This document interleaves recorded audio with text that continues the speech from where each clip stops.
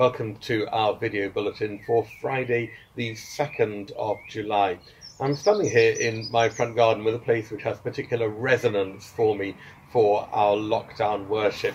Occasionally cars go past, and when I was filming here during the first lockdown, we used to stop and do a retake every time a bird decided to empty its bowels on us or a car went past. But this was the place where you'll have seen me many times before. And as we come out of the pandemic and we look back on the last year, we can remember a lot of high points and a lot of low points as well. And it has been really good to see so many people returning to church over the last few months. And I've been in touch with a number of people in the last few days who are telling me that they want to get back in July. So I do want to reassure you that if you haven't been for a few months, it's not as if everyone's going to stare at you when you come in, because every week there are people who haven't been back for a while. Please do come back. The most important thing we can do now for our church life is to strengthen it by our participation, by gathering together, by being together. And as the month goes on, we very much hope that we'll be able to share hospitality together and possibly even sing together as well. These are all things to look forward to, but for the time being, our real push is to get everyone back and gather people in. Everyone is particular and special in our community, and people who haven't been around for a while, I'm often asked about them, so don't think that you're insignificant to the church community. Please just come back and join in the worship. Well, as we look ahead to the weekend, we know it's not going to be as busy as last weekend, but there are some events, and I'll talk about those later. But looking over the next few weeks, I know that there are some more events in our diary, including some military commemorations, such as and some organisations which will be commemorating as well, such as the Submariners and HMS Eaglet.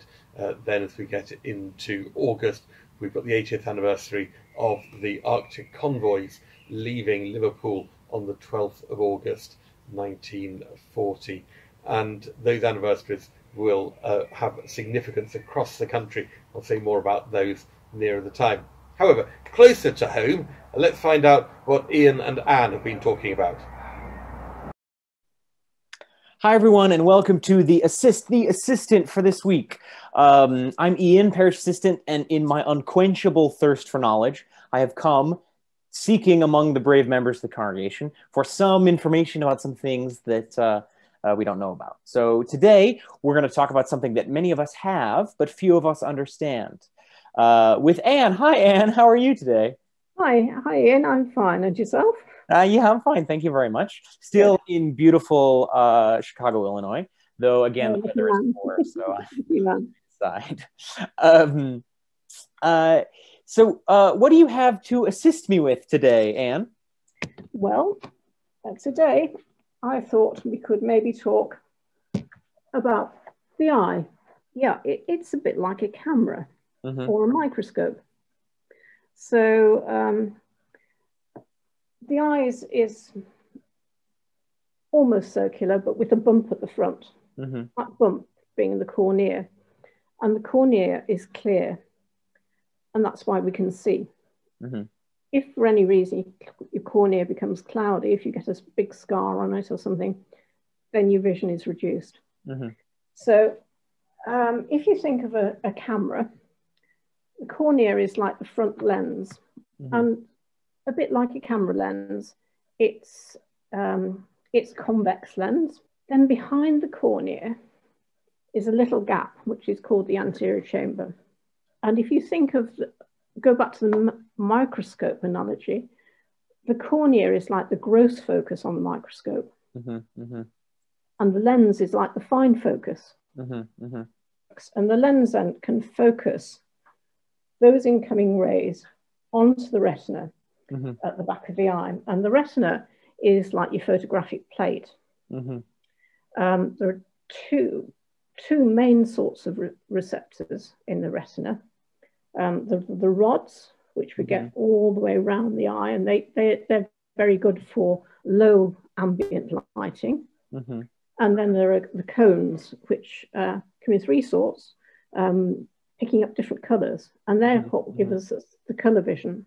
So the light will hit the retinal cells and will induce a change that triggers an electrical response, which then sends a message to your brain. And the bit of the brain that you see with is here at the back of your head. And that's called the occipital cortex. One thing that I hear a lot about that I don't really understand is a cataract. What is that? Okay. So a cataract is the lens of the eye, which has gone cloudy. The light that should be transmitted through to the retina isn't getting through. It's like it's like putting your thumbprint on your glasses, or obscuring that, so that your vision is less clear. Now, cataracts can be removed, and these days what we do is we take the lens out, take the contents of the lens out, leave the bag in which the lens was, and implant a new artificial lens into that bag. Wow.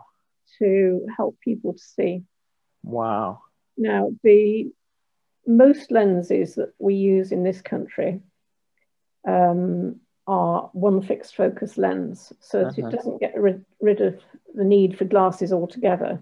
So you may still need reading glasses, or some people will opt to read unaided and have a distance glass, say if they've been short-sighted all their life and like to be able to read in bed without specs. They might say to their doctor, please, can you keep me like that? Wow. And what are the new lenses made of? They're PMMA, so they're a plastic. That's really interesting. When I was training, you would have a big incision, sort of like a third of the way around the cornea. Whereas now, when I finished work, our incisions were 2.2 millimeters. Oh my and God. I can say that because that was the width of the knife we used. And that knife was made of diamond. Wow. Amazing. So, yeah. Well, we may have some members of the congregation walking around with a plastic lens in their eye, and they may not even know it. That's amazing. Well, thank you so much for your time, Anne. This has been really, really fascinating. I hope members of the congregation, you learned something about these things you carry around. And I hope to see you all very soon. So thanks very much, Anne. Pleasure. Well, when we gather this weekend, I'm sure you'll all be delighted on Sunday morning after whatever progress is going to be made by the England football team on Saturday night. Obviously, as you all who know me so well know, I'll be there with my face painted in a St. George's cross and a few bottles of beer as I watch it. When we do get to church on Sunday morning, there'll also be a letter for all of you to thank you for the financial contribution you've made to the church over the last year, our annual stewardship letters. And then after church on Sunday morning, we will have a few hours off before choral evensong. Now, choral evensong is carefully planned for the Sunday evening, knowing, of course, that it won't interrupt any football whatsoever, because I know that you'd all need to prioritise evensong. So you don't need to worry about that conflict at the moment, but evensong will be at 6 o'clock on a Sunday afternoon. So hopefully I'll see you both on Sunday morning at 10 o'clock and Sunday evening at 6 o'clock. Whatever you're doing across the weekend, have a very good time. It's not going to rain that much at all.